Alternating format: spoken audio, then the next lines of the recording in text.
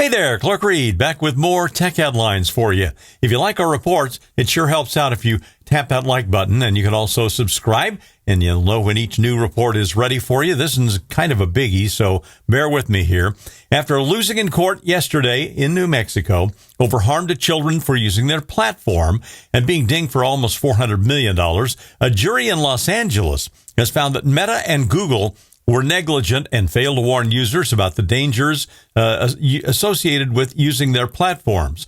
CNBC notes that this judgment was for a single person, a young girl at the time, who became addicted to apps like Instagram and YouTube as a child. The compensatory damages are $3 million, with Meta on the hook for 70% of those damages, YouTube for 30%. Now, while this seems like a small number, bear in mind there are numerous cases pending behind this one, and also the punitive damages phase of the trial is yet to come, and that figure could be substantially more, and probably will be.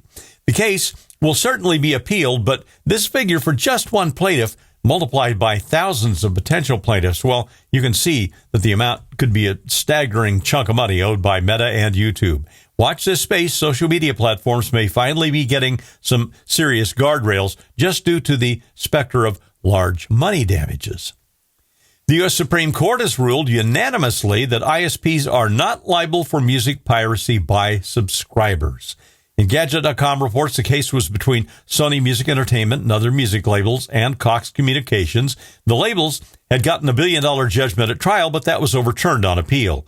Writing for the court, Justice Thomas said a provider is not liable for merely providing a service to the general public with knowledge and that it will be used by some to infringe copyrights. A provider is liable only if it intended or actively encouraged that infringement, Thomas wrote. And the decision, by the way, applies the same framework the court used back in 2005 when it found that file sharing service Grokster was liable for promoting piracy. And again, that decision was unanimous.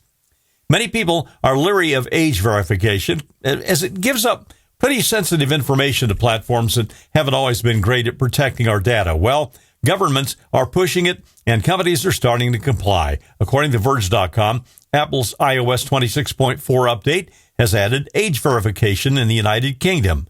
Apple notes on a support page that users must confirm they're over 18 to use certain services or features or take certain actions on their account.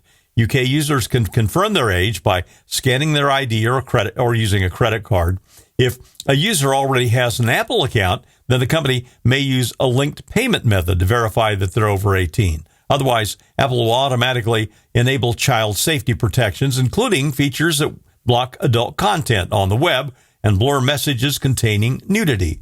Now, while everyone thinks this protection, or most everyone thinks this protection of minors is a good thing, it's the giving up of private info as an adult that still bothers a lot of people. Stay tuned as this expands, because Reddit is wrangling with this issue right now. OpenAI is shuttering its AI-driven video generation app Sora suddenly and with no explanation, even to employees of the Sora project. 9to5Google.com says this just affects the Sora app, and the video generation may well be available elsewhere in OpenAI's products. Sora was released in the second half of 2024, but became widely available last November when the Android app came out. And the deal, by the way, also shuts down a deal between Disney and OpenAI that allowed Sora to use Disney intellectual property in user-prompted videos. The deal would also have expanded to ChatGPT. Now, Disney said in a statement it would continue to look at new ways to engage with AI platforms. Bernie Sanders and AOC have introduced legislation in the House and Senate to ban any new data centers for AI that would have peak power loads of over 20 megawatts. TechCrunch.com reports that the legislation would halt such projects until Congress enacts comprehensive AI regulation. This really goes to all of AI and not just data centers. Sanders and Ocasio-Cortez and others want the U.S. government to review and certify models ahead of their release, enact protections against AI-driven job displacement, limit environmental impact of the data infrastructure, like mentioned in that bill it's introduced, and require union labor in its construction. Then they're also seeking to prohibit the export of advanced chips to countries without similar rules, which at this point is most of them.